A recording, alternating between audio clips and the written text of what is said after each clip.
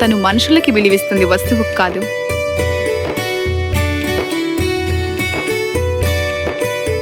దిగో. అమ్మొస్తుంది.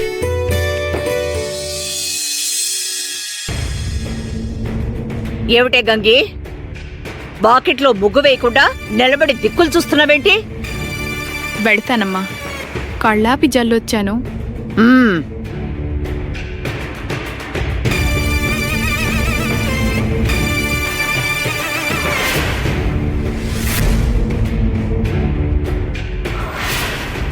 ఏమిటి దిగు, ఏమైంది? నువ్వెందుకురా ఇలా కంగారు పడుతున్నావు? ఏం లేదమ్మా, ఏం లేదు. ఏంటి, ఏమైందమ్మా? మనం దేన్నైనా దాచాలని ప్రయత్నం చేస్తే ఆ కంగారులో అది కనపడేలా మనమే చేస్తాం. అటు చూడు, నాకు సాల్వా కనిపిస్తోంది. సాల్వానే కదా? హారతి కోసం తెచ్చావా?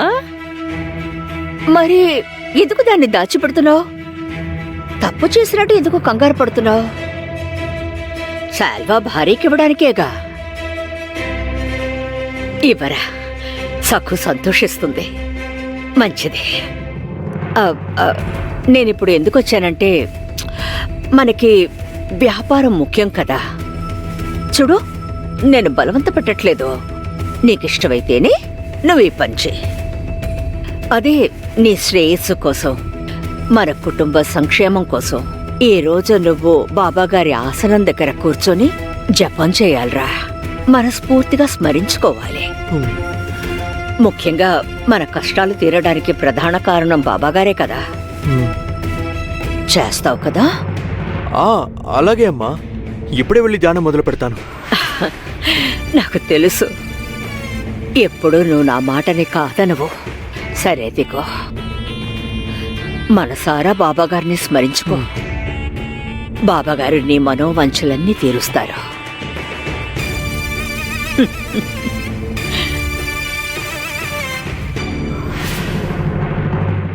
పాండురంగా, ఈరోజు నేను అమ్మవారి ఆలయానికి వెళ్తున్నాను. అత్తయ్య గారు నన్ను వ్రతం చేయమని చెప్పారు, విన్నావు కదా? సకు,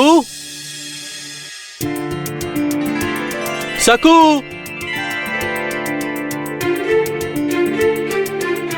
కనిపించట్లేదు. సకు ఎక్కడికి వెళ్ళింది?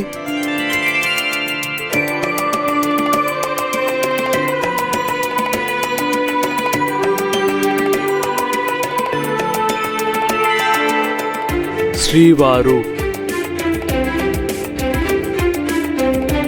ఎంత చక్కగా ఉంది. నిజంగానే సకు గుణవంతురాలు. తనకి ఇంటి పనులన్నీ వచ్చు. ముగ్గులు బ్రహ్మాండంగా వేస్తోంది. శ్రీవారు అని ఎంత చక్కగా రాసింది. బాగుంది. సకు ఎక్కడికి వెళ్ళింది? కనిపించట్లేదు. సకో, అరే, అమ్మొస్తుంది. అమ్మా, అరే నువ్వు ధ్యానంలో కూర్చొని ఉంటావని అనుకున్నాను. అవునమ్మా, వెళ్తున్నాను.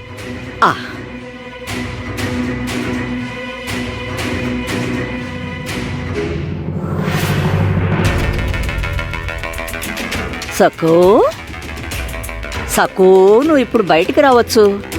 రా. దిగు నిన్ను చూడలేదు కదా? లేదు, నేను ఆయనకి అస్సలు కనిపించలేదు అత్తయ్య గారు. నేను నా 2 కళ్ళకి చేతులు అడ్డు పెట్టుకున్నాను. నేను ఆయన్ని చూడలేదు. ఇదిగో, వీటిని దేవికి సమర్పించాలి. చప్పుడు చేయకుండా ఇంట్లో నుంచి వెళ్ళు. జాగ్రత్తగా వెళ్ళరా.